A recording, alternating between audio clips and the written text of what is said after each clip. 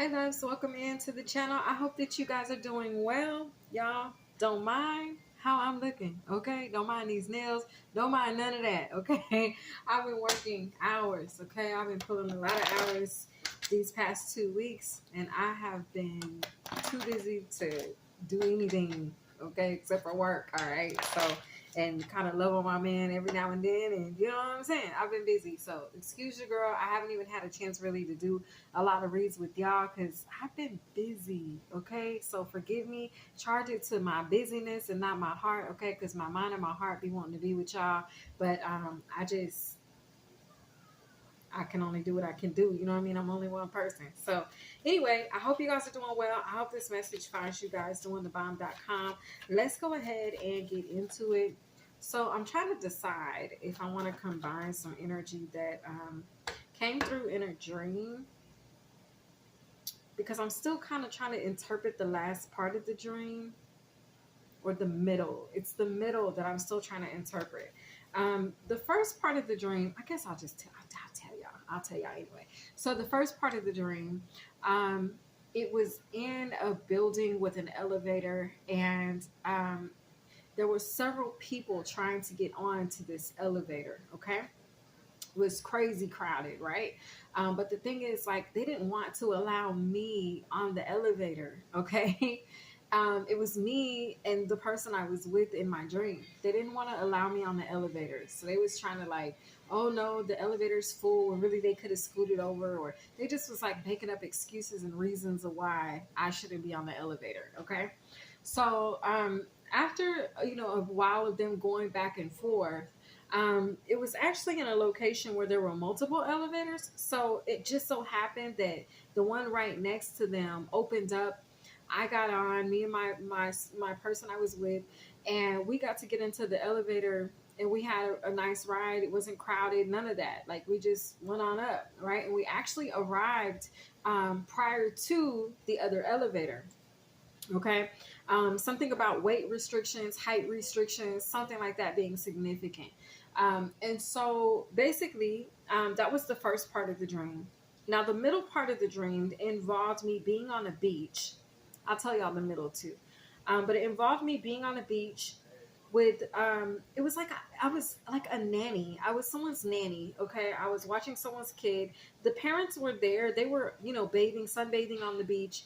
But I was actually closer to the shore and the water, and I was playing with this little girl who was digging a hole, okay? And as she was digging this hole, I saw in the hole, I'm like, damn, there's money in that hole. And she was like, I know. And she kept digging the hole deeper and like covering it with sand and, shoving the money down in there and covering it with sand. And I was like, okay, so you're hiding the money? She's like, yes. I was like, well, why are you hiding the money? Why don't you dig the money up? She was like, no, there's a flood coming. And I was like, okay. So I'm getting the interpretation right now of the second part of this dream.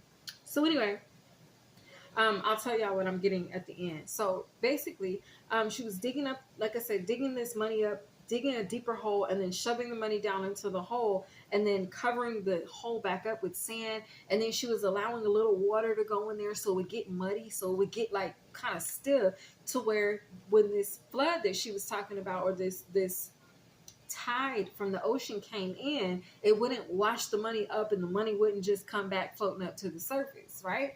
So basically, that's what she did. And she did it all the way to the last minute, to where I had to tell her, like, look, the tide is rolling in. We need to go to the shore because, baby girl, we about to drown out here. And she was like, okay, I'm coming. Okay. So I was like, okay, hurry up. Come on. We got to go. So I see the time. I'm like, that's it. We got to go. I picked the little girl up. I scoop her up, and I'm running to the shore. This is the third part of the dream now that we're entering. I'm running to the shore in this third part of this dream. And we get to the shore, and it's like there's a cliff, not a large cliff, but it's like maybe if you were to imagine 2 or 3 steps up before you could get out of the low tide of the water in the ocean, okay? As the high tide was pushing in, okay? So basically, like I said, imagine there were being like 3 steps there, but it wasn't really steps. It was just a sharp cliff. and the water was coming in, and I have this little girl in my arm, and I'm running, and we get to the cliff, or to the edge of the shore, and I throw the little girl up. She gets to safety, and I'm struggling to get up there. Okay, like I'm struggling, like the water's coming in, and it's like almost about to go over my head. And then someone is there. I want to say it's the little girl's mother, and she reaches her hand out, and she's like, "I can help you." And I'm like, "Please help me, because I can't do it by myself." So I'm like trying to stick my foot up there. You know, I got my foot up there, and I've got my arm, and I'm trying to get up there. I'm trying to climb up, but the weight of the water is trying to pull me down. And then finally she just yanks me up. But before she yanked me up, there was this dialect between me and her, where she was almost contemplating whether or not she should lift me up out of the water, out of harm's way. And it was crazy, because in my mind I'm like, "Girl, if you don't pull me up out of this ditch, per se, like this water is gonna, like, I'm gonna drown. Like, I saved your little girl. Like, why wouldn't you help me?" Right? And so it was weird. So finally, like I said, with one more thrust, she did pull me out of the water. She pulled me out of that ditch, and we were all to safety. The tide came in, no one was harmed, and the money didn't float up. So those were 3 dreams that I had last night. I'm gonna leave those for whoever they're here for. I did tell y'all I would tell you the interpretation. So hold on one second. Y'all know I'll be in here cooking. Hold on. Okay, so what I gathered from the first part of the first part of the dream, I gathered that you're gonna level up regardless of who wants you to level up with them or around them, or you're gonna level up no matter what. Okay, even if it looks like you're not gonna level up, or you're not gonna be on time for something, or that you're not gonna arrive for some event or something like that, you're going to arrive. It's going to happen. You're going to be present. Okay, and it's like you're going to be. There's like special accommodations that are going to be made on your behalf. As I was stating, the elevator was already packed.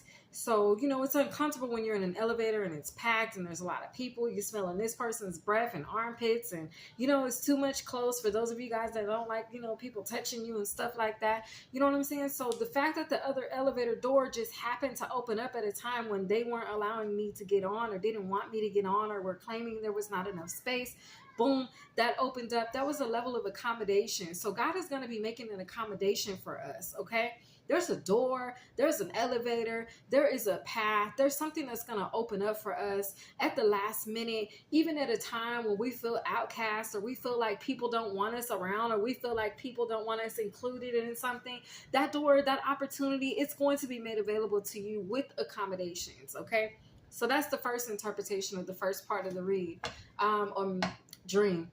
The second part of the dream interpretation, it's telling me to save your money. Okay, save your money for a rainy day. Save your money for a storm. Save your money so that you have enough for some type of situation that may occur or come up. Okay, like I said, the little girl knew the money was there, yet she dug a deeper hole, and she protected the money. Right now, I didn't go into detail if it was in a bag, if it was this, if it was, you know, in a watertight container. Like, that wasn't irrelevant in the vision or the dream. Under my interpretation, it just gave, save your money for a rainy day. Put some aside, okay? Maybe there's something you guys are wanting. There's something you want to purchase. There could be a large purchase you guys are ready to make.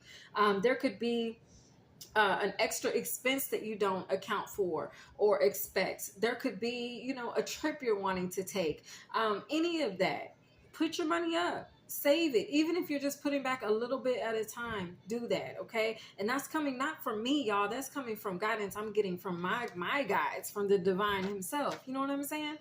In the third part of the dream, I'm not sure what to make of the third part of the dream. Well, I am. In one part of it, you're going to save someone's life. You're going to save possibly a child's life, okay? Someone, you know how when people are in battle, or not even in battle, not like in the armed forces or navy or whatever, but even if it's just a situation where like a good Samaritan like pulls some people out of a burning building or something like that, like there's that energy there. That good Samaritan energy is lingering around, it's hovering, it's there. Okay. um the other thing, so you could save someone, you could be a good Samaritan, you could be put in position to save somebody's life. Okay. You could literally save someone from a flood, okay, or high waters or something like that, or you could have already done that. All right.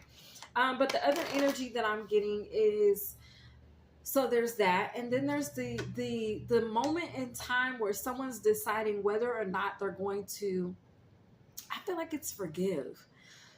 I feel like it's forgive. Now, I wasn't coughing before I got on here to do y'all's reading. My voice wasn't acting up. I was doing just fine. Now, here it goes. My voice is changing, okay, and I'm coughing, and my throat feels dry, and all this extra stuff. But that's how it goes when it's a message that they don't want you to know. You know what I mean? But I'm going to push through that energy, y'all. But anyway, so, yes, there's a level of forgiveness there. Your something about your level up or your position or something like that could fall into the hands of someone else. Your security, your stability, okay, it could fall into the hands of someone else.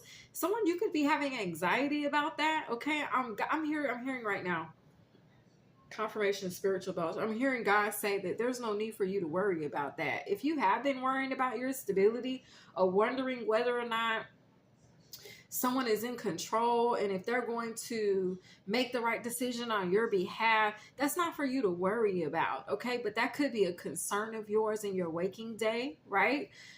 So that's what I got from all three sides of the dreams that I had. And you know what? I think I'm going to leave this as just that. And then I'm going to do a separate read for the actual reading. But I feel like Spirit wanted me to share those three downloads with you. I hope that you guys got the messages that y'all need. I'm going to, of course, leave the floor open for you to interpret it the way that best fits you. Okay. But I feel like those were ways that I can relate. You know what I'm saying? That I can see it being significant, okay, or resonant with my life and my energy. So, or the way I can interpret it, you know what I mean? The best that I can. But, you know, somebody else might hear it and be like, you know what? No, it meant this, you know, and that's cool. If that's what it is, let that be what it is for you. If not, leave it here for somebody else that it could be for. I love each and every one of you guys, and I'll see y'all next time. Bye.